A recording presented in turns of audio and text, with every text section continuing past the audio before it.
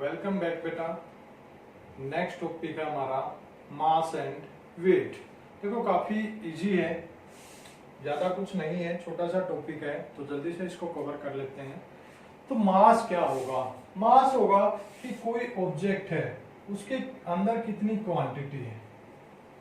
क्या कि कोई भी ऑब्जेक्ट है, कोई भी बॉडी है, उसके अंदर कितनी क्वांटिटी है। Quantity occupied by an object that is called mass of that object. Clear है? अब इसकी यूनिट क्या है, कैसे मेजर करेंगे? किलोग्राम में। किसमें?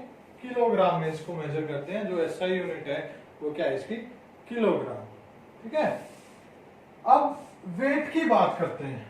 अक्सर हम सोचते हैं कि देखो कोई भी चीज हम लेके आते हैं, दुकान पे हमें भेजा गया शॉप पे शॉपिंग के लिए, हम क्या बोलते हैं कि 10 kg शुगर, 5 kg शुगर। ठीक है, तो वो क्या होता है? उसका मास होता है। क्या होगा वो? मास। क्लियर है? केजी जहां पे आ गया वो किसकी यूनिट है? मास की। ठीक है। अब वेट क्या होगा कि किसी मास को जब अट्रैक्ट किया जाता है, कितने फोर्स से उसको अट्रैक्ट किया गया टुवर्ड्स द अर्थ, मींस वहां पे ग्रेविटेशनल फोर्स कितना अप्लाई हुआ उसके ऊपर, मास के ऊपर, तो वो हो गया उसका weight. Quantity of gravitational force, quantity of gravitational force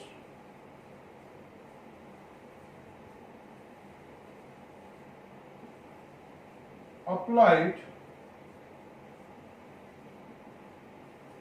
on any mass,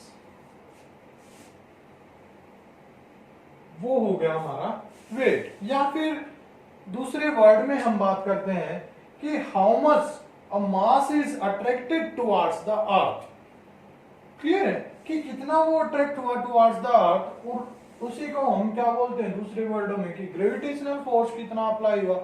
क्योंकि ग्रेविटेशनल फोर्स क्या है? एक अट्रैक्टिव फोर्स ही है ना जो अर्थ अप्लाई करती है। ठीक है। Quantity of gravitational force applied on any object by earth, कि अर्थ में उस पे कितना ग्रेविटेशनल फोर्स अप्लाई किया। ठीक है। तो टुवर्ड्स द अर्थ कोई भी जब मास है वो अट्रैक्ट किया जाता है तो वो होता है उसका वेट। और फोर्स की यूनिट क्या है? न्यूटन। तो इसकी जो है सही यूनिट है वो क्या है? न्यूटन। तो ये डिफरेंस था। अब फॉर्मूला देखो, मास को हम शो करते हैं m से। अब फोर्स क्या होता है? फोर्स होता है मास इनटू एक्सीलरेशन। ठीक है। अब एक्सीलरेशन कौन सा है? एक्सीलरेशन ड्यू टू ग्रेविटी है, यानी कि फोर्स हो गया हमारा m इंटू जी। और ये फोर्स क्या था? वेट था। अर्थ ने जो अट्रैक्टिव फोर्स किसी मास पे अप्लाई किया और वो अट्रैक्ट हुआ टुवर्ड्स द अर्थ, वो क्या हमारा? वेट। तो यहां से जो वेट आया वो क्या आ गया हमारा? W is equal to m into G. G क्या है? वैल्यू इसकी 9.8 है। ठीक है। क्या है ये? कांस्टेंट है, यानी कि W है वो डायरेक्टली प्रोपोर्शनल क्या है? मास के। क्लियर? तो ये था बेटा हमारा टॉपिक। अब देखो मास है वो कैसी क्वांटिटी है? किसी डायरेक्शन में है? नहीं है। वो तो क्या है कि कितनी क्वांटिटी किसी ऑब्जेक्ट के अंदर है। ठीक है। तो क्या हुआ? ये कैसी है? Scalar quantity. कैसी है? मास स्केलर क्वांटिटी। लेकिन इसकी एक डायरेक्शन होगी। वेट हमेशा क्या होगा? Towards the earth. ठीक है।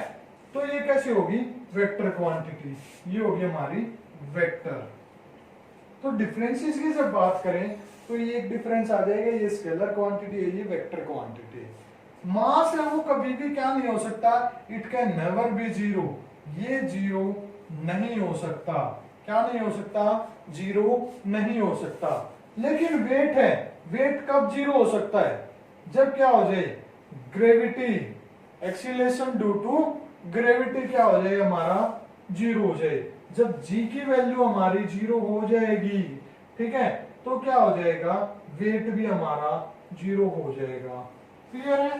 तो डिफरेंसेस अगर आपसे पूछ लिए जाए तो पहला तो डेफिनेशन दे देंगे दूसरा ये स्केलर क्वांटिटी है, ये वेक्टर क्वांटिटी है, mass can never be zero but weight can be zero when acceleration due to gravity zero हो जाए, ठीक है, यानी कि वैक्यूम जहां पे होगा, क्लियर है, तो वहां पे क्या मींस मीडियम जहां पे नहीं होगा जो एक्सीलरेशन वहां पर प्रोड्यूस करवाए, ठीक है, तो एक्सीलरेशन जहां पे नहीं होगा मींस जी की वैल्यू जीरो हो जाएगी, तो हमारा डब्ल्यू भी क्या हो जाएगा, जीरो, ठीक है बेटा। तो ये था टॉपिक हमारा मास और वेट का। Thank you, have a nice day.